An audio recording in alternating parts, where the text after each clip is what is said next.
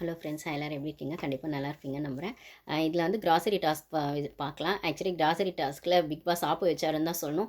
போன வாரம் திருட்டு கும்பல்லாம் சேர்ந்துட்டு எவ்வளோ வாட்டி வந்து அந்த பாலுக்கு அது இதுன்னு சொல்லி என்னென்னமோ பண்ணிட்டு இருந்தீங்க. இந்த வாட்டி வைக்கிறேன் கேப்டன்சி இது கிராசரி டாஸ்கில் ஆப்பு.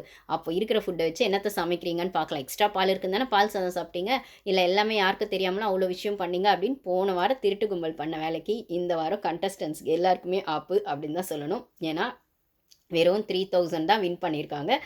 15 பேரும் அதில் தான் சாப்பிட்ணும். அந்த 3000 அந்த மணியில் தான் வந்து பர்ச்சேஸ் பண்ணி சாப்பிட்ணும் அப்படின்னும்போது யோசிச்சு பாருங்கள் எப்படி இருக்கும்னு. ரூ. 6000 ரூ. 7000 வரும்போதே பத்தலை செய்யலை அப்படின்வாங்க. அதுவும் டீமாக இருக்கும்போதே, கேர்ள்ஸ் டீம் பாய்ஸ் டீம்னு இருக்கும்போதே இப்போ 15 பேருக்கும் சேர்த்து 3000 தான் அப்படின்னும்போது என்ன பர்ச்சேஸ் பண்ணுவாங்க, என்ன பண்ணுவாங்கன்னு தெரியல. அதுவும் ரஞ்சித் சார் கேப்டன்சியில் பிக் பாஸ் வச்ச ஒரு ஆப்பு தான். ஓகேங்களா?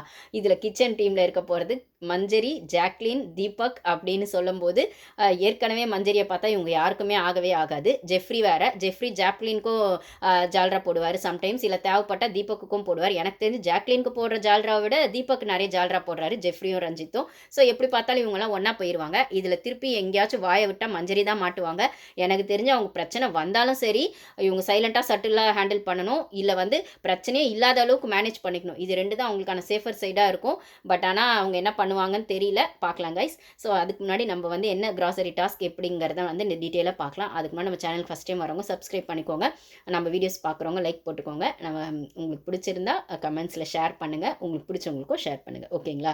இதில் வந்து பார்த்திங்கன்னா 2 மேக்னெட் போர்டு மாதிரி இருக்கும், மேக்னெட்ஸ் தான். ஸோ வந்து அது ஒரு ஃபேஸ் வந்து அதில் ரெடி பண்ணும். ஸோ 2 காது, மூக்கு, கண், அதெல்லாம் அந்த வாய் எல்லாத்தையும் வந்து பின்பக்கம் அதை பார்க்காத மாதிரி நீங்கள் டாஸ்க்கை பார்த்தீங்கன்னா தெரியும். அந்த பார்ட்ஸாக கொடுத்துருப்பாங்க. அந்த ரப்பர் மாதிரி அந்த மேக்னெட் வந்து அதில் செட் பண்ணணும், அந்த மேக்னெட்டை அப்படிங்கிற மாதிரி. ஸோ அது வந்து ஒரு லுக்காவது பார்க்குற மாதிரி ஃபேஸ் இருந்தால் 500 பாயிண்ட்ஸ் அவங்களுக்கு. இதில் இல்லைன்னா சுத்தமாக இல்லை அப்படின்ற மாதிரி தீபக்லாம் போயிட்டு ஒன்றுமே பண்ணாமல் வந்துடுவார். ஃபஸ்ட்டு 4 பேர் போய் ஒன்றுமே பண்ண மாட்டாங்க, ரொம்பவே டல்லாக வருவார். அவர் தான் ரொம்ப தன்னை ஸ்ட்ராங்னு நினச்சிட்டு இருக்காரு இல்லைங்களா, நாலேஜபிள் பர்சன், தனக்கு எல்லாம் தெரியும் அப்படின்னு. அதுக்கு வந்து பிக் பாஸ் வச்ச இந்த டாஸ்கில் ஆப்பு வாங்கினாருன்னு தான் சொல்லணும். வெளில வந்து அப்படி புலம்புவார். அதாவது ரொம்ப கஷ்டமாக இருக்குடா, அதுலேயும் முக்கியமாக அந்த கண்ணு வைக்கிறதெல்லாம் கஷ்டமாக இருக்குது, கொஞ்சம் பார்த்து பண்ணுங்கள், உஷாராக பண்ணுங்கள் அப்படிங்கிற மாதிரி. ஏன்னா அந்த கண்ணை மாற்றி வச்சாலோ கொஞ்சம் அந்த ஷேப் அது ஃபேஸ் மாதிரி தெரியாது இல்லைங்களா. அப்படி இருக்கிற பட்சத்தில் கஷ்டமாக தான் இருக்கணுமோ. ஏற்கனவே 4 பேர் அவுட்டு அப்படின்னும் போது மிச்சம் இருக்கவங்களாவது ஒழுங்காக பண்ணாதான் அந்த மணி ஏர்ன் பண்ண முடியும். ஸோ அதுக்கப்புறம் பார்த்தீங்கன்னா ஒரு 6 பேர் ஓவர்லுக் பண்ணுவாங்க. அதில் ஃபஸ்ட்டு பண்ணது பார்த்தீங்கன்னா மஞ்சரி தான் சூப்பராக பண்ணியிருப்பாங்க. சூப்பரான இல்லை, ஒரு லுக் அவங்க 500 பாயிண்ட்ஸ், ஃபஸ்ட்டு 500 பாயிண்ட்ஸ் எடுத்தது அவங்க தான். அதுக்கப்புறம் அருண், ரயானு, ஜாக்லின், ஜெஃப்ரி இவங்கெல்லாம் எடுத்திருப்பாங்க. மொத்தமே 6 பேர் தான் எடுத்ததுனால 3000 தான் வரும். அதுக்கப்புறம் வந்து எப்பயுமே ஆஃபர் வந்து 250 ஏதோ கொடுப்பாரு பிக் பாஸ். அதோட சேர்த்து 3022-25க்கும் என்னமோ தான் வந்து பர்ச்சேஸ் பண்ணியிருப்பாங்க கரெக்டாக. இதில் விஷால், ஜாக்லின் வந்து என்னென்ன வாங்கணும் அப்படிங்கிற மாதிரி முத்து வந்து அந்த கால்குலேட் பண்ணுறதோ பண்ணியிருப்பாங்க. ஸோ இதை வச்சுட்டு எப்படி தள்ள போகிறாங்க அப்படிங்கிறத நம்ம பார்க்கணும். அதில் எத்தனை பஞ்சாயத்து வரப்போகுது அப்படின்னு. ஆல்ரெடி வந்து போன வாரமே வந்து எண்ணெய் இல்லை அப்படி இப்படின்னு சொல்லிட்டு இந்த வாரம் ஏதோ ஒரு இடத்துல கிச்சனில் வந்து அருண் கூட சொல்லுவார். இந்த வெளில ரஞ்சித் தீபக் அருண் பஞ்சாயத்து போயிட்டு இருக்கும்போது ரஞ்சித் சார் கிட்ட வந்து சொல்லுவார் இல்லைங்களா, அந்த ஸ்கில் ஓரியன்ட் அதை பற்றி பேசும்போதுமே கார்டன் ஏரியாவில் போன வாரம் மட்டும் என்ன அப்போ அருண் வந்து ஒரு விஷயம் சொல்லுவாருங்க.